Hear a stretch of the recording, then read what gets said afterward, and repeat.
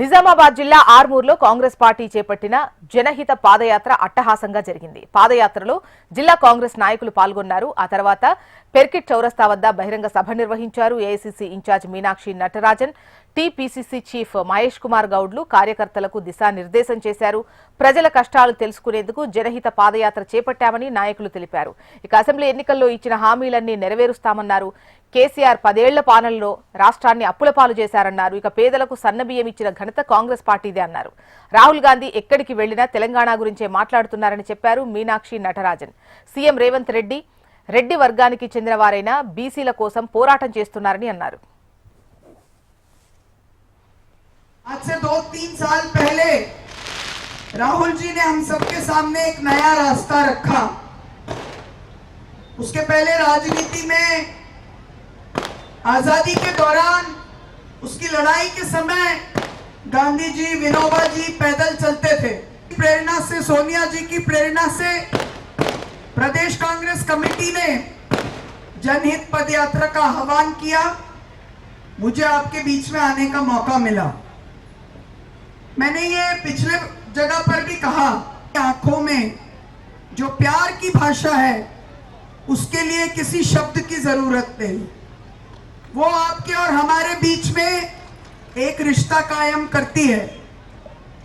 अभी पूरे देश में जहां भी राहुल जी जाते हैं वो तेलंगाना मॉडल की बात करते हैं।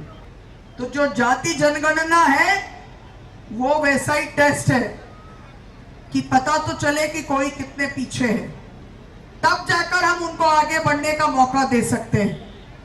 और इसी के लिए तेलंगाना में जाति जनगणना हुई और दूसरे राज्यों में भी हुई।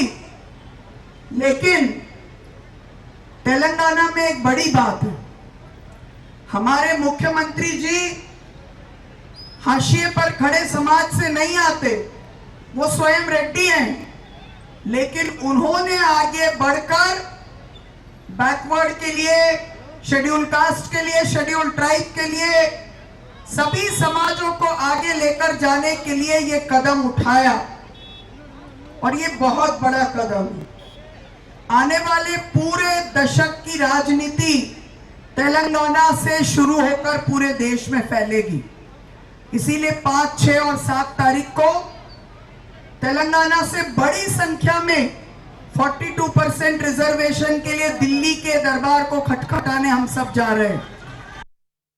कांग्रेस अंटे कడుపు నిండా అన్నం పెట్టే పార్టీ, కాంగ్రెస్ అంటే ఉండడానికి నీడనిచ్చే ఇందిరమ్మ ఇల్లులిచ్చే పార్టీ, కాంగ్రెస్ అంటే పేదోళ్లకు భూములు పంచే పార్టీ, కాంగ్రెస్ అంటే యువతకు ఉద్యోగాలు ఉపాధినిచ్చే పార్టీ, కాంగ్రెస్ అంటే అభివృద్ధి చేసే పార్టీ, కాంగ్రెస్ అంటే ఈ రోజు ఇక్కడ కట్టినటువంటి ఎస్ఆర్ఎస్పీని చూస్తే, మరి ఎస్ఆర్ఎస్పీ ప్రాజెక్టును చూస్తే, మరి రాష్ట్రంలో నీళ్లకు సాగునీటికి ప్రాధాన్యతనిచ్చే పార్టీ.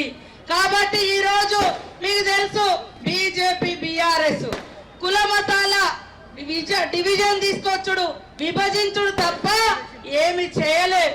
ఈ రోజు కాంగ్రెస్ పార్టీ మరి 42% బీసీలకు రిజర్వేషన్లు కావాలి, ఉద్యోగాలలో గాని, ఉపాధిలో గాని, రాజకీయంలో గాని అని బిల్లు పెడితే అక్కడ బీజేపీ తొక్కిపడుతుంది, ఇక్కడ బీఆర్ఎస్ వ్యతిరేకిస్తుంది.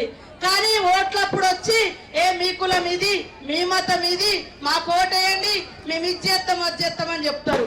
కానీ అసలు మోకా మీదకి వచ్చి వాళ్ళు ఏం చేసిండ్రు, ఇవాళ చేయడానికి మేము ముందుకు వస్తుంటే అడ్డుకుంటున్నారు. మన జిల్లాకు చెందిన కవితమ్మ ఏ పార్టీలో ఉంది? ఇప్పుడు ఆవిడ అన్నతో ఉందా, నాయనతో ఉందా, అమ్మతో ఉందా తెలియని పరిస్థితి. పాపం 42% రిజర్వేషన్ ఇస్తూ ఆర్డినెన్స్ ఇస్తే ఆమె రంగులు పూసుకుంది. ఆమెకే సంబంధం అండి. కేసీఆర్కి అధికారం పోయిందని నిద్ర రావట్లే. కేటీఆర్ అయితే పిచ్చోడే తిరుగుతా ఉన్నాడు. రోజుకో మాట, అబద్ధాల పూటలు. మన జిల్లాలో ఉన్నటువంటి ప్రశాంత్ రెడ్డి ఒక దిక్కు అబద్ధాల మీద అబద్ధాలు ఆడుతున్నారు. అధికారం పోయింది, సైరన్లు లేవు, పైలట్లు లేవు, మనసును పట్టట్లే. బనకచర్ల పాపం కేసీఆర్దే.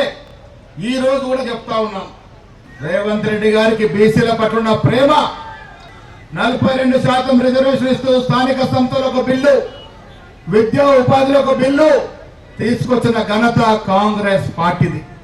ఇక మన జిల్లాకు చెందిన